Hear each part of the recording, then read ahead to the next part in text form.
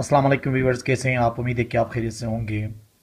हम अपने रोज़मर्रा ज़िंदगी में अक्सर उर्दू में ऐसे जुमले इस्तेमाल करते हैं जैसे कि ये सवाल हल करना मेरे बाएं हाथ का खेल है, प्रेजेंटेशन देना कोई आसान काम नहीं, अंग्रेज़ी बोलना मेरे बाएं हाथ का खेल है। तो ऐसे जुमले हम अक्सर इस्तेमाल करते हैं जिसमें बाएं हाथ का खेल या बहुत आसान के अल्फाज हम इस्तेमाल करते हैं। तो इनको जब हम अंग्रेज़ी में बोल रहे होते हैं तो वो कौन सा स्ट्रक्चर हम इस्तेमाल करते हैं, आज के इस लेक्चर में हम तफसीलन डिस्कस कर लेंगे। वो तमाम व्यूअर्स जिन्होंने अभी तक चैनल सब्सक्राइब नहीं किया है तो आप चैनल सब्सक्राइब करके बेल का आइकन दबा लें ताकि हर नया लेक्चर का नोटिफिकेशन आपको आसानी से मिल सके। तो आइए शुरू कर लेते हैं।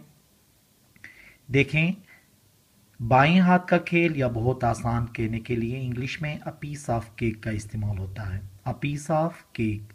अब इसका फार्मूला कुछ इस तरह से बनता है। देखें, सबसे पहले वर्ब फोर्थ फॉर्म, फिर उसके बाद ऑब्जेक्ट, जो भी मतलब कोई ऑब्जेक्ट आ जाएगा, फिर उसके बाद हेल्पिंग वर्ब, ये टेंस के हिसाब से आएगा। ठीक है, अगर प्रेजेंट का है तो प्रेजेंट का हेल्पिंग वर्ब लगेगा, पास्ट का है तो पास्ट का हेल्पिंग वर्ब लगेगा, फिर a piece of cake, for, फिर नाउन और प्रोनाउन। जैसे कि एग्जाम्पल देख लें, ये सवाल हल करना मेरे बाएं हाथ का खेल है।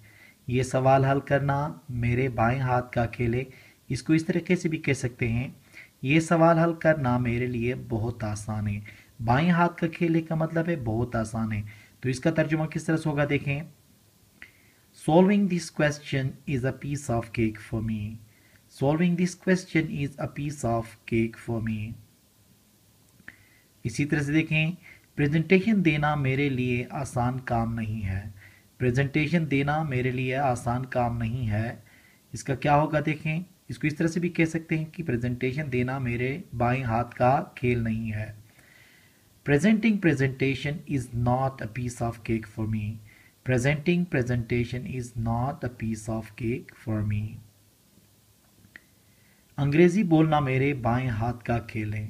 अंग्रेजी बोलना मेरे बाएं हाथ का खेल है। इसको इस तरह से भी कह सकते हैं, अंग्रेजी बोलना मेरे लिए बहुत आसान है।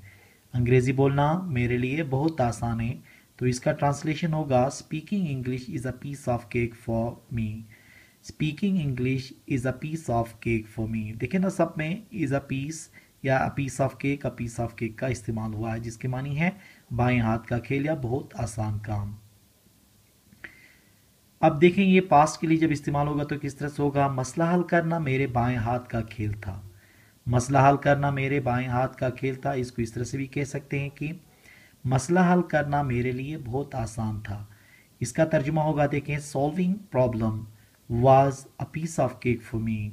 Solving problem was a piece of cake for me. अब देखें, यहाँ पे वॉज लग गया, जैसे कि मैंने कहा था कि हेल्पिंग वर्ब टेंस के हिसाब से लगेगा। तो पहले प्रेजेंट था तो यहाँ पे प्रेजेंट का हेल्पिंग वर्ब लगा था, और अब यहाँ पे पास्ट है तो इस साइड पे क्या होगा, यहाँ पे वॉज का इस्तेमाल हुआ। गाड़ी खरीदना मेरे बाएं हाथ का खेल था। गाड़ी खरीदना मेरे बाएं हाथ का खेल था, या इसको इस तरह से भी कह सकते हैं, गाड़ी खरीदना मेरे लिए बहुत आसान था। तो इसका तर्जुमा होगा, buying a car was a piece of cake for me. Buying a car was a piece of cake for me. अब मेरे लिए हो गया तो यहाँ पे मी है, अगर उसके लिए हो गया तो हिम होता।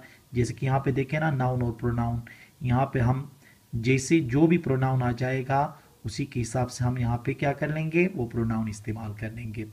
तो जहाँ कहीं पे भी ये मेरे बाएं हाथ का खेल है या बहुत आसान है, ऐसे जुमले जब भी आ रहे होते हैं तो उनको आप ट्रांसलेशन जब भी कर लेंगे तो इसी स्ट्रक्चर के ज़रिए कर लें, आप पीस ऑफ केक का इस्तेमाल करते हुए, तो आपकी इंग्लिश के अंदर रवानी आएगी और आपकी इंग्लिश जो होगी वो बहुत बेहतर होगी। उम्मीद है कि आज का ये लेक्चर आपको पसंद आया होगा। Thank you very much.